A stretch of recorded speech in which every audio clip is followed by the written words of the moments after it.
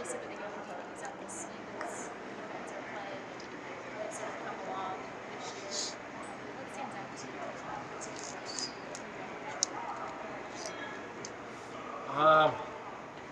Yeah, I guess that the last couple games they look like they've been moving well.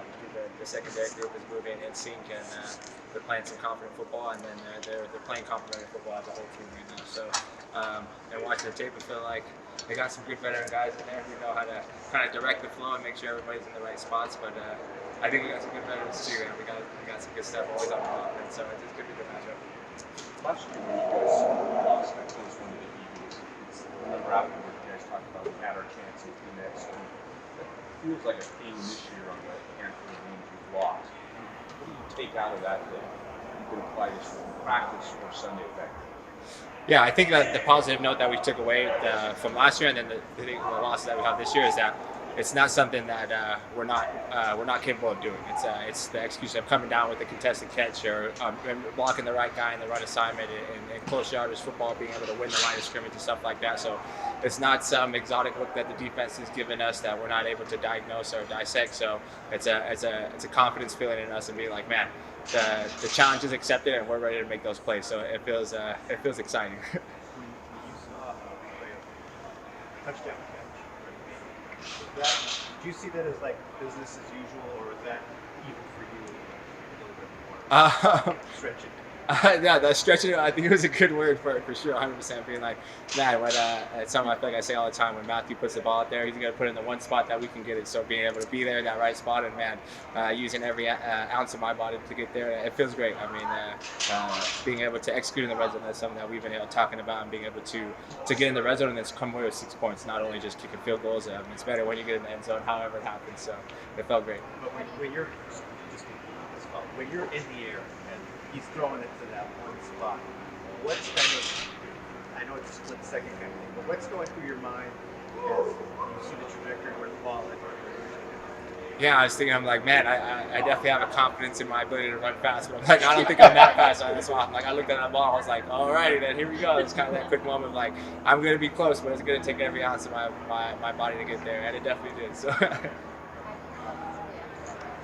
Definitely some bruises, but feel good. That's the first one of the year, and then obviously, like, man, when you have a one and a 2-play drive as an offense, I'm sure the linemen are excited about that one. But as somebody who's constantly having to run down the field, I'm like, man, that's a lot easier than having to go 10 plays at 95 yards. You've referenced a couple times this year and last week growing up during the game.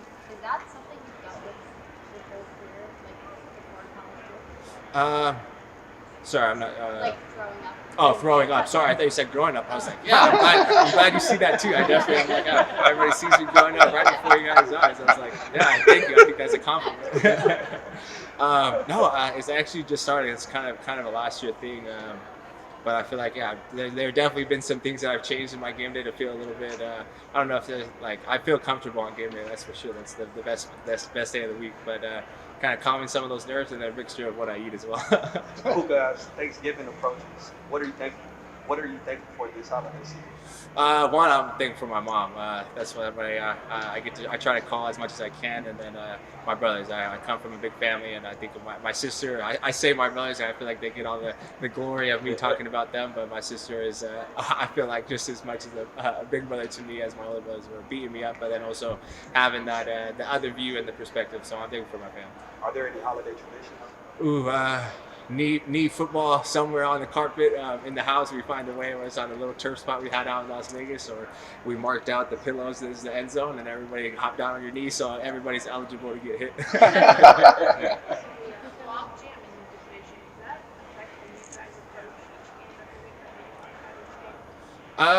No, I'm being honest with you guys. Somebody told me we're in the NFC West, so.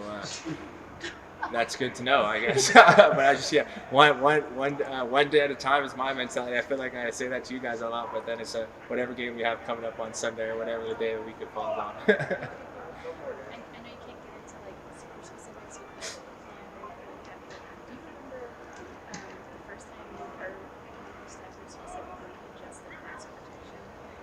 What that felt like to watch him maneuver things?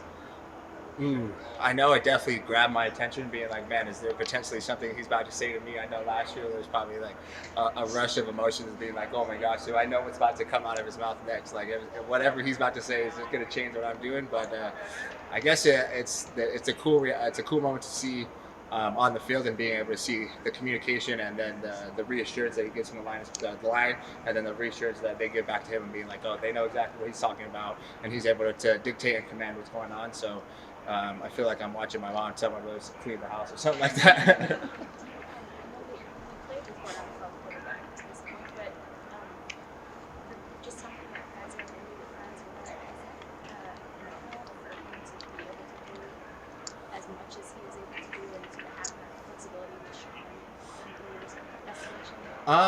I would definitely say there is a lot we put on Matthew Stafford's plate. I would. It's hard to speak for other places, but I know, especially with some young guys on our line of scrimmage right now, there's and even with the veteran guys, number 9 is telling everybody the best of his abilities and making sure that everybody from our left tackle to our right tackle and everybody in the backfield is on the same page. So it's hard to say if people are able to have the communication he does, because I'm sure I feel like he's drawing the whole play by himself. What do you do all day waiting for a practice?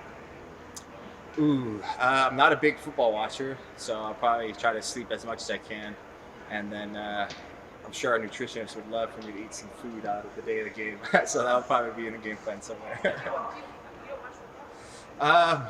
No, not really, not too often. I mean, I'll watch our tape, and if everybody's sitting down and watching the game, but if we're playing it, it'll just be like too much of a rush of emotions before I gotta have my game. So I'm not trying to give anybody else my energy. Gotta save it all up for whatever that kickoff is. Sweet, thank you guys. So Matthew has a game like he's having on Sunday. At what point do you guys as an offense realize he's in that mode? Yeah, well, I mean, I think you're kind of ready for that to be. He's showing that's who he is, you know. So you're expecting. I mean, if it's when it's not rolling or things aren't quite there, you're kind of just expecting that it's going to pop off at some point, you know. So for us, it's kind of just staying in. We'll come back to the sides. You know, there's been some ups and downs, frustrating times this year, but man, we're just not quite finding it. But the intention on the sideline is knowing, hey, we got 9 back there. We keep working. We keep, trying to find solutions here. He's going to keep working for us and give us an opportunity. So that's kind of just been the attitude regardless. When you look back at that game last October against the Eagles, and there were some missed opportunities, and there were certainly some this year similar things, did you take anything this week during practices, or is that more of a Sunday thing to see that doesn't look nice? Yeah, well, you certainly plan. You try to play a perfect game. You're obviously putting the game plan together. You're practicing, trying to execute things exactly how they're supposed to be. But even in practice, rarely is the practice going to go on. Never is practice going to happen that we don't come in here the day after and say, hey, here's some stuff we got to fix. It's just the reality of this game. And so you see missed opportunities, things like that you want to do better. You hopefully you learn from them and you put yourself in a position where, hey, can you anticipate that next time and be able to make a decision, be able to do something to put yourself in a position to win. And that's the attitude everyone here takes. You're going to play in that game where you stayed, caught the ball, looked like you're going down, went down instead of going out of bounds.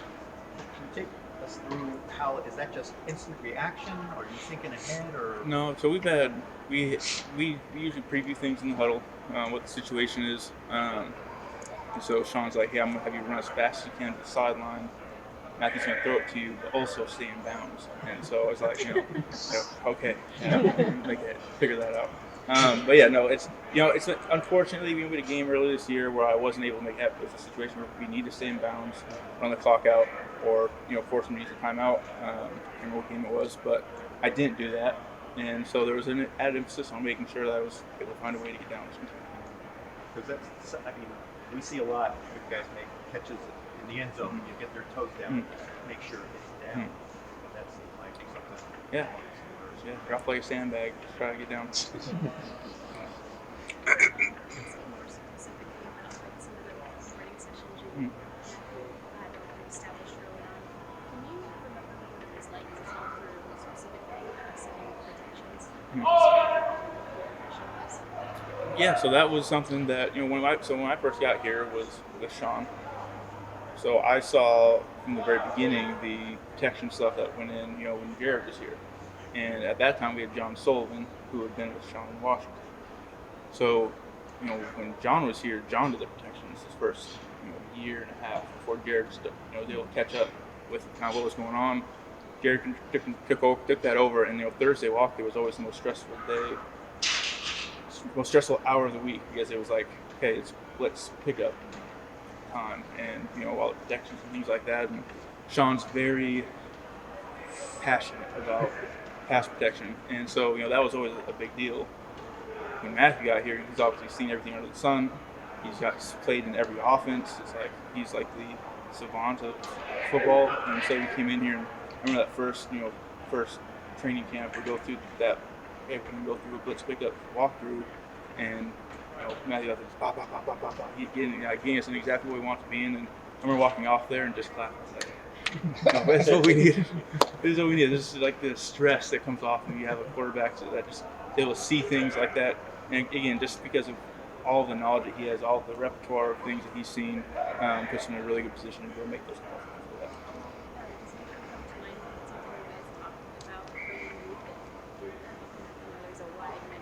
From last week? Either last week or before Minnesota. Something that guys brought up is just hearing them kind of go to work and Yeah, well, I don't have like a specific moment of like that happening in a game, anything like that, but I do like when Matthew gets a line and he'll be like, all right, hey, listen up, everyone, and you can kind of tell that he's not just talking to the O-line, he's talking to the coaches behind, and it's like, hey, listen up, I'm going to tell you like how we're going to pick this up. And he's like, when he gets a really smart answer, his voice gets a little loud, he kind of addresses everyone, he starts to feel good, he has a nice like confident swagger to him. So, that he did that a couple times last week where I'm standing back there and just looking at the coach like, this coach is not expecting that. And, but yeah, it's fun. He's got a great command there. Cooper.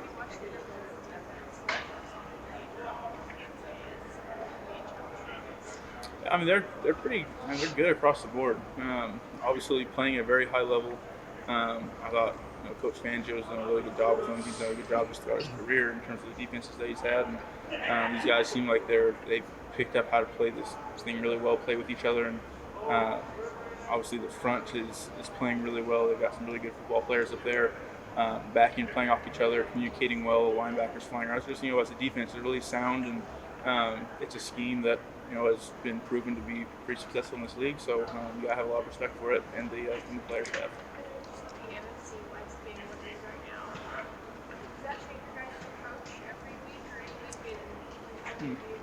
No, yeah.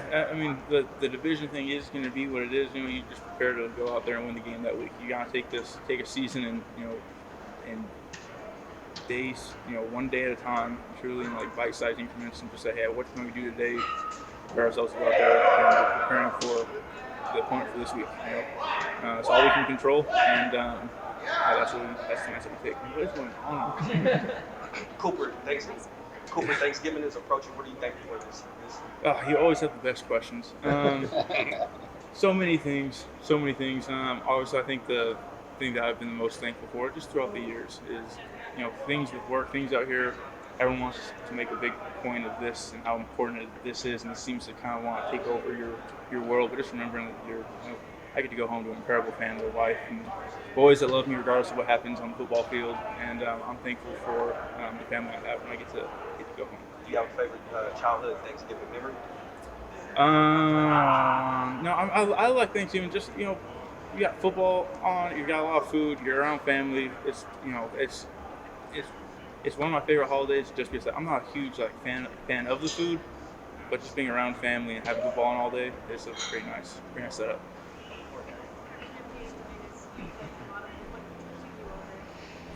Just sit there and read books or I don't know. I don't know. Play Wordle. Just try to figure out something to do. I don't know. I try to make it as normal of a day as possible as you can. I'm just sitting in a hotel all day, so as normal as it can be sitting in a hotel all day, I guess.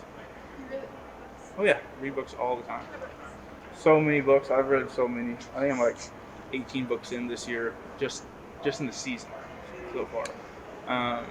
Some really good ones. I'm really into like biographies and memoirs and things like that.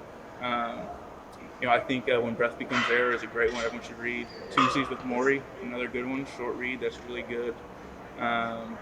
Glass Castle is great. Just a few off the top of my head. Yeah, that would be my top three. If I was recommending three of them, I can think of off the top of my head, those would be the three. Perfect.